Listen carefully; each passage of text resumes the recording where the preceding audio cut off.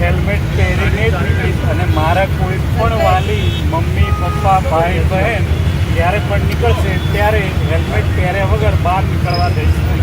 બોલો, જોરથી બોલો. હું જ્યારે પણ ઘરની બહાર નીકળીશ હેલ્મેટ પહેરીને જ નીકળીશ અને મારા ઘરમાં મમ્મી પપ્પા ભાઈ બહેન કોઈ બી જશે તો હેલ્મેટ વગર નીકળવા દઈશ નહીં. ચાલો. ગુજરાત સરકાર દ્વારા હાલમાં માર્ગ સલામતી માસની ઉજવણી કરવામાં આવી રહી છે, જે અંતર્ગત બનાસકાંઠાના પાલનપુરમાં આજે એક અલગ જ દ્રશ્યો જોવા મળ્યા હતા. સામાન્ય રીતે રસ્તા પર ટ્રાફિક પોલીસને જોઈને વાહન ચાલકો દંડના ડરથી ગભરાતા હોય છે, પરંતુ પાલનપુરના એરોમા સર્કલ પર પોલીસ દંડની પાવતીને બદલે હાથમાં ગુલાબનું ફૂલ લઈને લોકોનું સ્વાગત કરતી જોવા મળી હતી. શું હતો આ સમગ્ર મામલો અને શું હતો આ કાર્યક્રમનો ઉદ્દેશ્ય, જુઓ અમારા ખાસ અહેવાલમાં. બનાસકાંઠા જિલ્લાના મુખ્ય મથક પાલનપુરમાં માર્ગ સલામતી માસ અંતર્ગત જનજાગૃતિ ફેલાવવા માટે ટ્રાફિક પોલીસ અને આરટીઓ વિભાગ દ્વારા એક નવતર પ્રયોગ હાથ ધરવામાં આવ્યો હતો. શહેરના ટ્રાફિકથી ધમધમતા એરોમા સર્કલ ખાતે પોલીસ અને આરટીઓ અધિકારીઓએ ટ્રાફિક નિયમોનો ભંગ કરતા વાહન ચાલકોને અટકાવ્યા હતા, પરંતુ અહીં કોઈને મેમો કે દંડ ફટકારવામાં આવ્યો ન હતો. તેના બદલે અધિકારીઓએ વાહન ચાલકોને ગુલાબનું ફૂલ આપીને પ્રેમથી ટ્રાફિક નિયમોનું મહત્વ સમજાવ્યું હતું. આ કાર્યક્રમમાં પાલનપુર આરટીઓ અધિકારી એનવી પટેલ, શહેર traffic PSI HP Desai, traffic પોલીસના જવાનો અને ટીઆરબી જવાનો ખાસ ઉપસ્થિત રહ્યા હતા. શીખ એ સુરક્ષા ટેકનોલોજી સે પરિવર્તનની થીમ હેઠળ યોજાયેલા આ કાર્યક્રમનો મુખ્ય ઉદ્દેશ્ય દંડ વસૂલવાનો નહીં, પરંતુ લોકોમાં સુરક્ષા પ્રત્યે જાગૃતિ લાવવાનો હતો.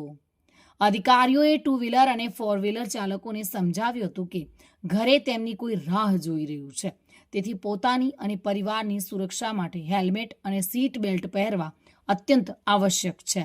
વાહન ચાલકોને હવેથી નિયમ પાળવાના શપથ પણ લેવડાવવામાં આવ્યા હતા.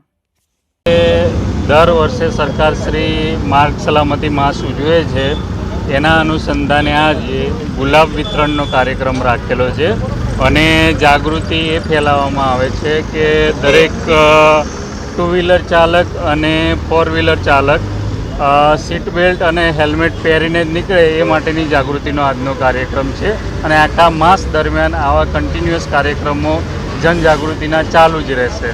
અને આ વખતની થીમ એવી છે કે શીખ સે સુરક્ષા, ટેકનોલોજી સે પરિવર્તન. એ પ્રમાણેના અમારા કાર્યક્રમો સતત આખા માસ દરમિયાન ચાલુ રહેશે. આજે ગુલાબ વિતરણ દ્વારા જાગૃતિ ફેલાવવાનો પ્રયત્ન અમે કરીએ છીએ કે લોકોને ગુલાબ આપી અને એ સમજે કે અમે જ્યારે પણ ઘરની બહાર નીકળીએ ત્યારે હેલ્મેટ અને સીટ બેલ્ટ પહેરીને જ બહાર નીકળીએ એ પ્રમાણે ધ્યાન રાખીએ અને જાગૃતિ ફેલાય અને દરેક વ્યક્તિ જાગૃત બને એ પ્રમાણેના અમે પ્રયત્ન કરીએ.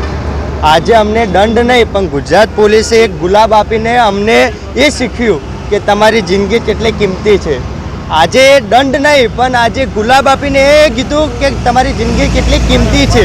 એટલે આજ પછી હું પણ મારી પણ ભૂલ છે કે હું વગર હેલ્મેટે ઘરની બહાર નીકળ્યો, પણ હવે આપણે ગુજરાત પોલીસ આપણને એ શીખવવા માગે કે દંડ કરતાં તમારી જિંદગી વધારે વાલી છે. તો આજ પછી હેલ્મેટ પહેરવું જરૂરી છે. આજે મને દિલથી એમ થયું કે હેલ્મેટ પહેરવું જરૂરી છે.